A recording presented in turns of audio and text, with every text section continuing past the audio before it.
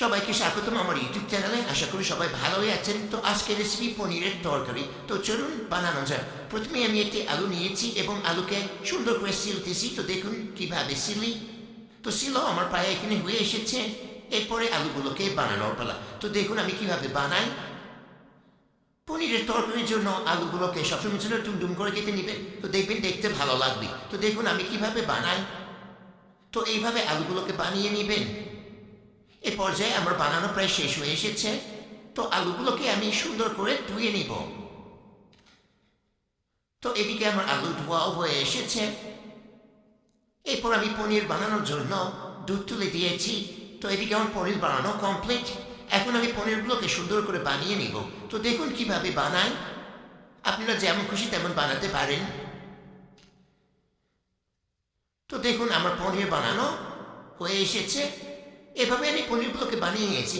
এরপরে তরকারি বানানোর জন্য যে মিশ্রণটি বানাবো সেটিও দেখে নিন। তো 2 টেবিল চামচ টক দই, আদা জিরা বাটা, পরিমাণ মতো হলুদ, পরিমাণ মতো মরিচের গুঁড়া, সামান্য পরিমাণ ধনিয়া গুঁড়া, সামান্য পরিমাণ লবণ দিয়ে সুন্দর করে একটু মাখিয়ে নেবেন। আর সামান্য পরিমাণ একটু জল দেবেন, বেশি জল দেবেন না। সামান্য পরিমাণ জল দিয়ে সুন্দর করে ব্যাটারটাকে মাখিয়ে নেবেন। তো এই পর্যায়ে আমার মাখানো হয়ে এসেছে। তো মাখানো হয়ে গেলে সাইডে একটু রেখে দিবেন। এই পর্যায়ে আমি চুলায় কড়াইটা তুলে দিয়েছি। কড়াই গরম হয়ে গেলে তেল দিয়েছি। তেলও ভালো করে গরম হয়ে আসলে এরপরে আলুগুলোকে ছেড়ে দিবেন। তো আলুগুলোকে লাল লাল করে ভাজবেন, কিন্তু সামান্য পরিমাণ লবণ দিবেন। তবে হলুদ দেবেন না, হলুদ দিলে কড়াইয়ে লেগে আসবে আলু ভাজাগুলো। তো শুধু লবণ দিয়ে একটু ভাজিয়ে নেবেন। তো লাল লাল করে ভাজা হয়ে আসলে আমি এ পর্যায়ে তুলে নেব। এরপরে যে ছানাগুলো আমি বানিয়ে রেখেছি এগুলো ভাজিয়ে নেব। সুন্দর করে লাল লাল করে ভাজবেন, অতিরিক্ত ভাজতে যাবেন না।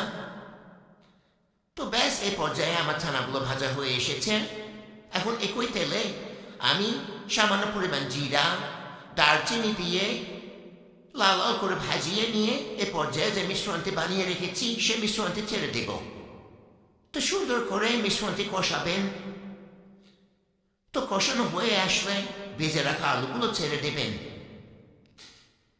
তো আলুগুলো সুন্দর করে কষিয়ে নেবেন, সামান্য পরিমাণ জল দিয়ে একটু কষিয়ে নেবেন। তো এ পর্যায়ে কষানো হয়ে আসলে জল দেবেন, পরিমাণ মতো জল দেবেন। তো জল দিয়ে সুন্দর করে তরকারিটাকে ফুটাবেন। তো ফুটানো হয়ে আসলে এ পর্যায়ে ছানাগুলো দিয়ে দিবেন। তো ছানা দিয়ে আরেকটু ফুটিয়ে নেবেন। এই পর্যায়ে আমার তরকারি হয়ে এসেছে। তো গরম গরম পরিবেশন করুন ছানার তরকারি। তো ভিডিওটি ভালো লাগলে লাইক, কমেন্ট, সাবস্ক্রাইব